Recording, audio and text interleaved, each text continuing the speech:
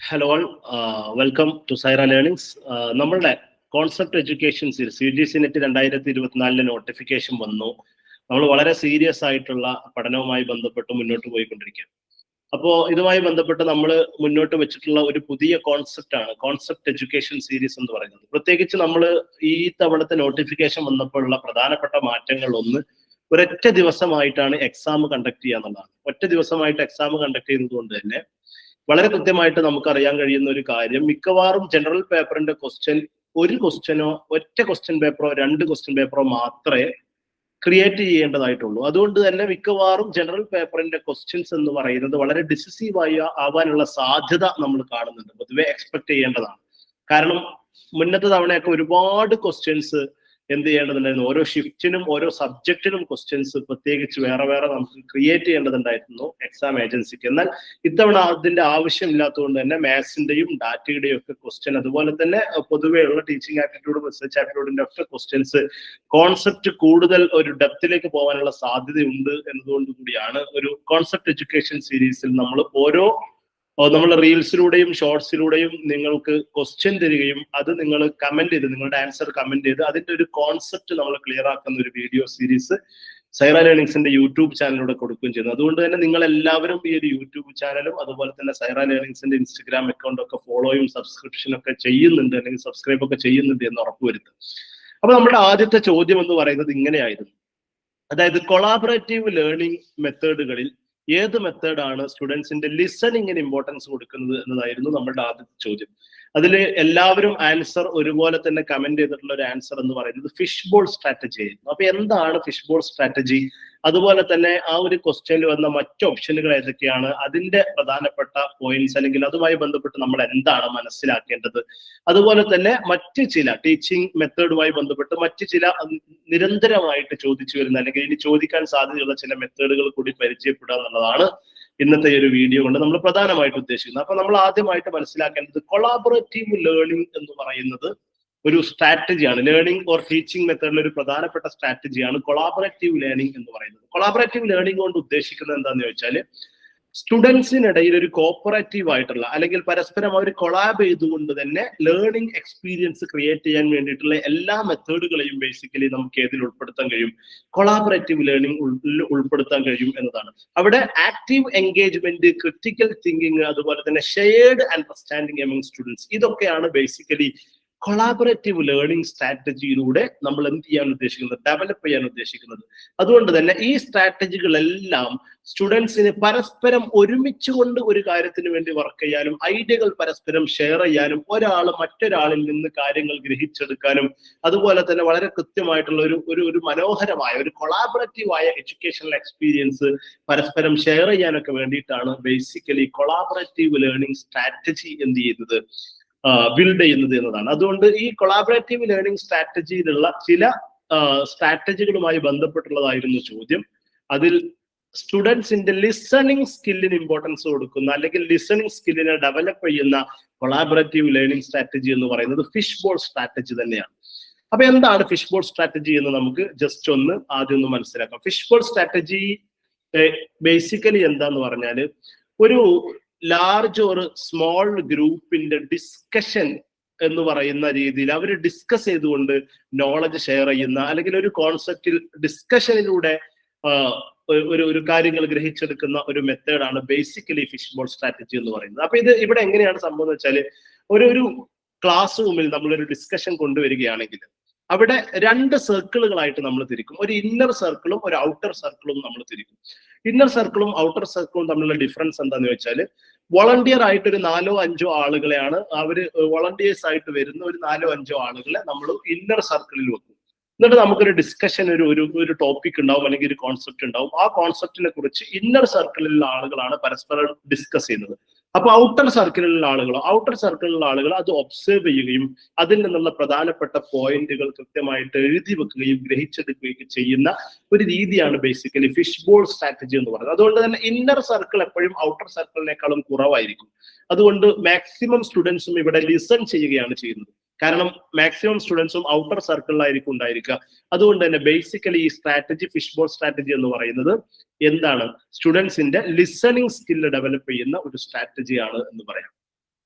അപ്പൊ ഇവിടെ ബേസിക്കലി മറ്റൊരു കാര്യം എന്താന്ന് ചോദിച്ചാൽ, ഇവിടെ ഒബ്സർവ് ചെയ്തുകൊണ്ടിരിക്കുന്ന ഔട്ടർ സർക്കിളുള്ള ആളുകൾക്ക് എന്ത് ചെയ്യാം, പിന്നീട് ഒരു ടേം കഴിഞ്ഞു കഴിഞ്ഞാൽ അവർക്ക് ഫിഷ് ബോളിലേക്ക് വരാം, അല്ലെങ്കിൽ അവർക്ക് ഇന്നർ സർക്കിളിന്റെ ഭാഗമാവാം. എന്നിട്ട് അവർ ഡിസ്കഷൻ നടത്താം. മറ്റുള്ളവരപ്പം ലിസണിങ്ങും നോട്ടിംഗ് ഒക്കെ ആയിട്ട് മറ്റുള്ളവർ ഒബ്സർവേഴ്സ് ആയിട്ട് മാറും. ഇങ്ങനെ ഒരു രീതിയാണ് ബേസിക്കലി ഫിഷ് ബോൾ സ്ട്രാറ്റജി എന്ന് പറയുന്നത്.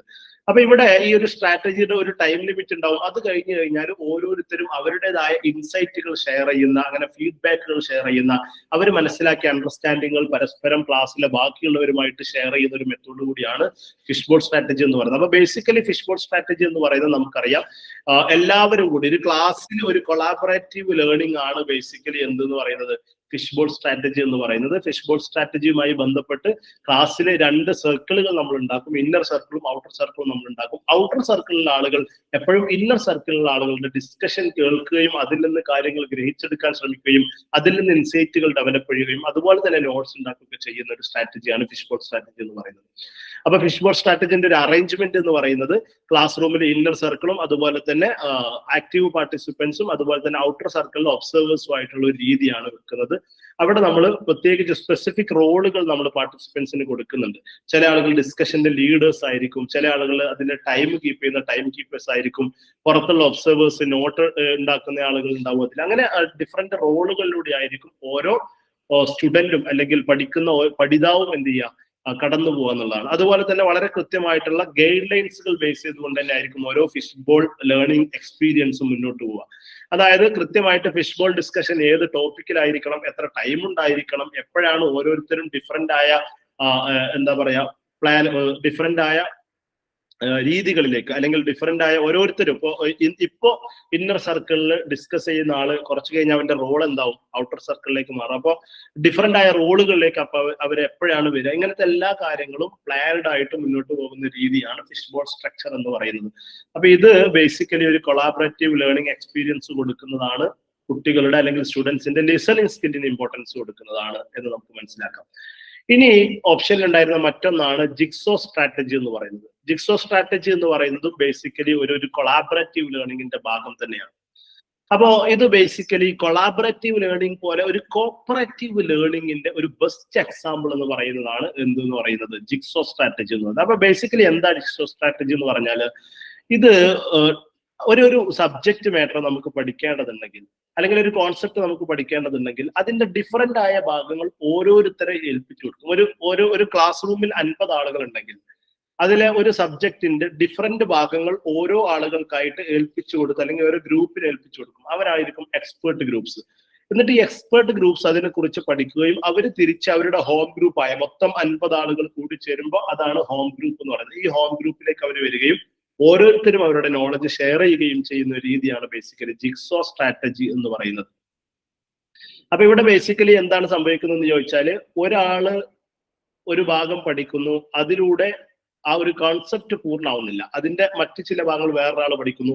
ഇങ്ങനെ കോപ്പറേറ്റീവ് ആയിട്ട് ഇത് ഷെയർ ചെയ്യുമ്പോഴാണ് ബേസിക്കലി ഒരു ഫുൾ സ്ട്രക്ചർ വരുന്നത്. അതുകൊണ്ടാണ് നമ്മൾ കൊളാബറേറ്റീവ് ലേണിംഗിന്റെ അപ്പുറത്ത് കോപ്പറേറ്റീവ് ലേണിംഗ് എന്നൊരു ടേം തന്നെ ജിക്സോ സ്ട്രാറ്റജിക്ക് യൂസ് ചെയ്യാനുള്ള കാരണം. ഇത് ടീം വർക്കിനെ, കമ്മ്യൂണിക്കേഷനെ, കോപ്പറേഷനെ, എമംഗ് സ്റ്റുഡൻസിന്റെ കോപ്പറേഷനെ ഒക്കെ നന്നായിട്ട് ഫോസ്റ്റർ ചെയ്യുന്ന അല്ലെങ്കിൽ നന്നായിട്ട് ഇൻഫ്ലുവൻസ് ചെയ്യുന്ന അല്ലെങ്കിൽ നന്നായിട്ട് എൻകറേജ് ചെയ്യുന്ന ഒരു മെത്തേഡാണ് ജിക്സോ സ്ട്രാറ്റജി എന്ന കാര്യം കൂടി നമ്മൾ മനസ്സിലാക്കുക.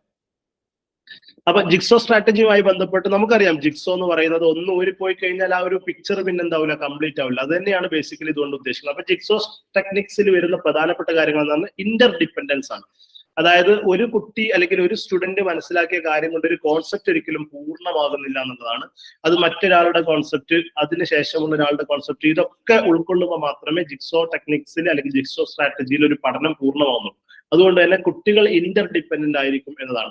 അതുപോലെ തന്നെ ഓരോ കുട്ടിയും ആക്റ്റീവ്ലി എൻഗേജ് ചെയ്യും. അതുകൊണ്ട് ആക്റ്റീവ് എൻഗേജ്മെന്റിന് പ്രയോറിറ്റി കൊടുക്കുന്ന ഒരു പഠന രീതി കൂടിയാണ് ജിക്സോ ടെക്നിക് അല്ലെങ്കിൽ ജിക്സോ സ്ട്രാറ്റജി എന്ന് പറയുന്നത്. കാരണം ഓരോരുത്തരും ഓരോ ഏരിയകൾ പഠിക്കേണ്ടതായിട്ടുണ്ടാകും. അപ്പൊ അതിൽ അവർ ആക്റ്റീവായിട്ട് എൻഗേജ് ചെയ്യും. അപ്പൊ മാത്രമേ ഒരു ഫുൾ വോൾ കോൺസെപ്റ്റ് നമുക്ക് എന്ത് ചെയ്യുള്ളൂ, ഡെവലപ്പ് ചെയ്യാൻ വേണ്ടി കഴിയുള്ളൂ. അതുപോലെ തന്നെ ഓരോരുത്തരും പഠിച്ചു കഴിഞ്ഞാൽ അവരുടെ ഐഡിയകൾ അല്ലെങ്കിൽ പഠിച്ച കാര്യങ്ങൾ മനസ്സിലാക്കിയ കാര്യങ്ങൾ സ്റ്റുഡൻസിനോട് മറ്റുള്ളവരോട് ഒപ്പമുള്ള ആളുകളോട് നമ്മളുടെ ക്ലാസ്മേറ്റ്സിനോട് നമ്മൾ ഷെയർ ചെയ്യുന്നുണ്ട്. അതുകൊണ്ട് തന്നെ ഇത് അണ്ടർസ്റ്റാൻഡിങ് ലെവൽ ഡെപ്തിലേക്ക് പോകാനുള്ള കാരണമാകുന്നുണ്ട്. കാരണം എന്താണ്, നമ്മളിപ്പോ ഒരു കാര്യം നമ്മൾ പഠിച്ചെടുത്തതിനേക്കാളും കൂടുതൽ മറ്റുള്ളവരുമായി ഷെയർ ചെയ്യുമ്പോൾ മറ്റുള്ളവരുടെ ഇൻസൈറ്റ്സുകൾ കൂടി കിട്ടുമ്പോൾ അത് തന്നെ കൂടുതൽ ഇമ്പോർട്ടൻസ് വരുന്നുണ്ട്, അല്ലെങ്കിൽ കൂടുതൽ ഡെപ്ത് വരുന്നുണ്ട്. അതുകൊണ്ട് തന്നെ അണ്ടർസ്റ്റാൻഡിങ് ഡെപ്തിലേക്ക് പോകാനും ജിഗ്സോ സ്ട്രാറ്റജി കാരണമാവുന്നുണ്ട്. പിന്നെ മൂന്നാമത് മറ്റൊരു ഓപ്ഷൻ ഉണ്ടായിരുന്നത് സർക്കിൾ ഓഫ് വോയിസസ് എന്നാണ്. സർക്കിൾ ഓഫ് വോയിസസ് എന്ന് പറയുന്നത് ബേസിക്കലി നമുക്ക് എന്ത് പറയാം, ഒരു സ്മോൾ ഗ്രൂപ്പ് എക്സസൈസ് ആണ് എന്ന് പറയാം. ഇത് ബേസിക്കലി എന്താണ് സംഭവം എന്ന് ചോദിച്ചാൽ, നമ്മളൊരു ക്ലാസിന്റെ സ്റ്റാർട്ടിങ്ങിൽ അല്ലെങ്കിൽ ഒരു മീറ്റിംഗിന്റെ സ്റ്റാർട്ടിങ്ങിൽ അല്ലെങ്കിൽ ഒരു സ്റ്റാഫ് ഡെവലപ്മെന്റിന്റെ ട്രെയിനിങ്ങിന്റെ സ്റ്റാർട്ടിങ്ങിലൊക്കെ കൊണ്ടുവരുന്ന ഒരു കൊളാബറേറ്റീവ് ലേണിംഗ് സിസ്റ്റമാണ് സർക്കിൾ ഓഫ് വോയിസസ് എന്ന് പറയുന്നത്. ഇവിടെ ബേസിക്കലി നമ്മളൊരു കോൺസെപ്റ്റ് എടുക്കും അല്ലെങ്കിൽ ഒരു ടോപ്പിക് എടുക്കും. ഇന്നിപ്പോ നമ്മൾ ക്ലാസ്സിലേക്ക് പോകുമ്പോൾ നമുക്കൊരു കോൺസെപ്റ്റ് പഠിപ്പിക്കേണ്ടതായിട്ടുണ്ട്. അപ്പൊ നമ്മൾ ഈ കോൺസെപ്റ്റ് കുട്ടികളുടെ മുന്നിൽ ഇട്ട് കൊടുക്കും. ഓരോരുത്തർക്കും നമ്മൾ ഫോർ എക്സാമ്പിൾ 2 minutes കൊടുക്കും. എല്ലാവരും അതിനെക്കുറിച്ച് ചിന്തിക്കുക. 2 minutes കഴിഞ്ഞാൽ ഓരോരുത്തർക്കും എന്ത് ചെയ്യാം, അവര് മനസ്സിലാക്കിയ കാര്യങ്ങൾ കൃത്യമായിട്ട് പറയാം. ഈ പറയുന്ന സമയത്ത് മറ്റുള്ള പാർട്ടിസിപ്പൻസ് ആക്റ്റീവ് ആയിട്ട് എന്ത് ചെയ്യും, ഇത് ലിസൺ ചെയ്യുകയും പിന്നീട് അതിന്റെ മേലുള്ള ഇൻസൈറ്റ്സുകൾ മറ്റു കാര്യങ്ങൾ ഓരോരുത്തരും മറ്റുള്ളവന്റെ അഭിപ്രായത്തിന് മേലുള്ള ഇൻസൈറ്റ്സുകളൊക്കെ പറയുകയും ഒപ്പീനിയൻസ് പ്രകടിപ്പിക്കുകയൊക്കെ ചെയ്യും. അപ്പൊ ഇവിടെ നമുക്ക് പലപ്പോഴും തോന്നാം ഈ ക്വസ്റ്റ്യനിൽ സർക്കിൾ ഓഫ് വോയിസസ് ഒരു ആൻസർ ആയിക്കൂടെ എന്ന്. കാരണം ലിസണിങ് സ്കില്ലിന് ഇമ്പോർട്ടൻസ് കൊടുക്കുന്നുണ്ടോ എന്നുള്ളതാണ്. ഇവിടെ ലിസണിങ് സ്കില്ലിനേക്കാളും കൂടുതൽ ഇവിടെ നമ്മൾ സർക്കിൾ ഓഫ് വോയിസസിന്റെ പ്രൈം ആയിട്ടുള്ള അതിന്റെ എയിം എന്ന് പറയുന്നത് എല്ലാവർക്കും സംസാരിക്കാനുള്ള ഒരു അവസരം കൊടുക്കുക എന്നുള്ളതാണ്. കാരണം ഓരോരുത്തർക്കും 2 minutes കൊടുക്കുന്നു. കൃത്യമായി ഓരോരുത്തർക്കും അവരുടെ കാര്യങ്ങൾ പറയാനുള്ള സമയം കൊടുക്കുന്നു. ആ സമയത്ത് മറ്റുള്ളവർ ലിസൺ ചെയ്യുന്നു. പിന്നീട് അതിന്റെ റിഫ്ലക്ഷൻ നടക്കുന്നു എന്നുള്ളതാണ്. അപ്പൊ ഇവിടെ ഏറ്റവും ഇമ്പോർട്ടൻസ് മറ്റുള്ളവർ കേൾക്കുക എന്നുള്ളതിനല്ല, ഓരോരുത്തർക്കും പറയാനുള്ള അവസരം കൊടുക്കുക എന്നുള്ളതാണ് സർക്കിൾ ഓഫ് വോയിസസിന്റെ ഏറ്റവും ഇമ്പോർട്ടന്റ് ആയിട്ടുള്ള കാര്യം. നമ്മൾ അങ്ങനെ തന്നെ മനസ്സിലാക്കണം. അതുകൊണ്ടാണ് ഞാൻ പറഞ്ഞത്, ഒരു ക്ലാസിന്റെ, ഒരു മീറ്റിംഗിന്റെ, സ്റ്റാഫ് ഡെവലപ്മെന്റ് ട്രെയിനിങ്ങിന്റെ, വർക്ക്ഷോപ്പിന്റെ ഒക്കെ സ്റ്റാർട്ടിങ്ങിലാണ്, അതിന്റെ ആദ്യത്തെ ഇനീഷ്യൽ ഫേസിലാണ് സർക്കിൾ ഓഫ് വോയിസസ് ഏറ്റവും ഇമ്പോർട്ടന്റ് ആവുന്നത്. കാരണം നമ്മളൊരു ക്ലാസ് സ്റ്റാർട്ട് ചെയ്യാണ്, ആ ക്ലാസ് പുതിയൊരു ക്ലാസ് ആണ്, 50 കുട്ടികൾ അവിടെ ഉണ്ട്. അപ്പൊ ഓരോ കുട്ടികൾക്കും അതിൽ അവരുടെ അഭിപ്രായം, അവരുടെ വ്യൂ പോയിന്റ്സ് പറയാനുള്ള അവസരം കിട്ടണം. അതിനാണ് സർക്കിൾ ഓഫ് വോയിസസ് നമ്മൾ ഉപയോഗിക്കുന്നത്. എന്നാൽ നമ്മുടെ ഫിഷ് ബോൾ സ്ട്രാറ്റജിയിൽ ബേസിക്കലി ഓരോരുത്തർക്കും അവസരം കിട്ടുക എന്നുള്ളതിനല്ല ഇമ്പോർട്ടൻസ്. ഒരു വിഷയത്തെക്കുറിച്ച് പഠിച്ച് 4-5 വോളണ്ടിയേഴ്സ് ആയ ആളുകൾ ഡിസ്കസ് ചെയ്യുമ്പോൾ അത് കൃത്യമായിട്ട് പുറത്തുള്ള ആളുകൾക്ക് ലിസൺ ചെയ്യാനുള്ള കപ്പാസിറ്റിയെ ഡയറക്ട്ലി അത് ഇൻഫ്ലുവൻസ് ചെയ്യുന്നുണ്ട്. അത് തന്നെയാണ് അതിന്റെ മാറ്റർ എന്ന് പറയുന്നത്. അതുകൊണ്ടാണ് ആൻസർ ആയിട്ട് ഫിഷ് ബോൾ സ്ട്രാറ്റജി വന്നത് എന്ന കാര്യം കൂടി മനസ്സിലാക്കണം. അപ്പൊ സർക്കിൾ ഓഫ് വോയിസസിലുമുള്ള ചില കാര്യങ്ങൾ എന്ന് പറഞ്ഞാൽ, മറ്റുള്ളവർ പറയുമ്പോൾ അവരുടെ കാര്യങ്ങൾ കൃത്യമായിട്ടും റെസ്പെക്ട് ചെയ്യണം. അവരുടെ വ്യൂസ്, അവരുടെ ഒപ്പീനിയൻസ് ഒരു പക്ഷേ നമ്മളിൽ നിന്ന് ഘടകവിരുദ്ധമായതായിരിക്കാം, അവരെ നമ്മൾ റെസ്പെക്ട് ചെയ്യേണ്ടതുണ്ട്. അതുപോലെ തന്നെ ടൈം കൃത്യമായിട്ട് ഓരോരുത്തരും മാനേജ് ചെയ്യേണ്ടതുണ്ട്. അതുപോലെ തന്നെ കൃത്യമായ ഒരു ഫെസിലിറ്റേറ്റർ റോൾ ഉണ്ടാവും. കാരണം ഒരു ഫെസിലിറ്റേറ്റർ എപ്പോഴും ഉണ്ടാവേണ്ടതുണ്ട്. ഒരു ഡിസ്കഷൻ അല്ലെങ്കിൽ പരസ്പരമുള്ള ഓരോരുത്തരുടെയും സംസാരങ്ങളുടെ ഇടയിലൊക്കെ അതിനെ കൃത്യമായിട്ട് മോണിറ്റർ ചെയ്യാനും കൊണ്ടുപോകാനും ഒരു ഫെസിലിറ്റേറ്റർ ആവശ്യമാണ്. അവസാനം ഓരോരുത്തരും മറ്റുള്ളവരുടെ വ്യൂ പോയിന്റിന്മേൽ തന്റെ റിഫ്ലക്ഷൻസ് പറയുമ്പോൾ, ഇൻസൈറ്റ്സ് പറയുമ്പോൾ ആ ഒരു റിഫ്ലക്ഷൻ കൂടി ഇതിന് ഇമ്പോർട്ടൻസ് ആവുന്നുണ്ട് എന്നുള്ള കാര്യം മനസ്സിലാക്കാം. പിന്നെ ഇതുമായി ബന്ധപ്പെട്ട് കുറച്ച് 1-2 കോൺസെപ്റ്റുകൾ കൂടി ഞാൻ പറയാം. പൊതുവെ ക്വസ്റ്റ്യനിൽ കണ്ടുവരാറുള്ള അല്ലെങ്കിൽ ഓപ്ഷനിൽ കണ്ടുവരാറുള്ള ഒന്നാണ് ടീം ടീച്ചിങ് എന്ന് പറയുന്നത്.